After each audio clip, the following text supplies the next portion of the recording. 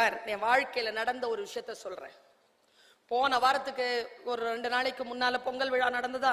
உரி அடிக்கிற போட்டிங்க. ஸ்ரீமுஷ்ணத்துல இருந்து ஒரு புள்ளைங்க 7 வயசு விருத்தாச்சலத்துல காம்படிஷன். அவன் உரி அடிக்கிற போட்டிக்கு போறான். அவன் ஜெயிச்சிட்டான். வந்து என் பக்கத்துல உட்காரான். நான் ஒரே கேள்விதான் கேட்டேன், எப்படிடா ஜெயிச்சேன்?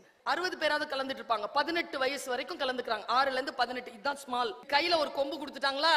விதி என்னன்னா, எடுத்து ஒரு வாட்டி அடிச்சாலே முடிஞ்சது. ஒரே சான்ஸ் தான். எல்லாரும் தப்பு தப்பா அடிச்சு போயிட்டாங்க. இவன் மட்டும் அடிக்கவே மாட்டேங்கிறாங்க. சுத்திக்கிட்டே இருக்கிறான். என்ன நடந்திருக்கு தெரியுமா? அவன் தாங்க சொன்னான், எனக்கு தெரியாது. நான் சுத்திக்கிட்டே இருக்கிறான். இப்படி போறான், அப்படி போறான். கூச்சல். லெஃப்ட்ல வா, ரைட்ல வா, லெஃப்ட்ல வா. அந்த ரெஃப்ரி இருக்காருல, அவர் கையில விசில் வச்சிருக்கிறாரு. யார் சொல்ல அவன் காதல விழக்கூடாதுன்னு காது கிட்ட வந்து விசில் ஊதுறாரு. அவன் சொல்றான், அத்தனை சத்தத்திலும் ராஜா என்று அழைத்த என் அம்மாவின் குரலை கேட்டேன்.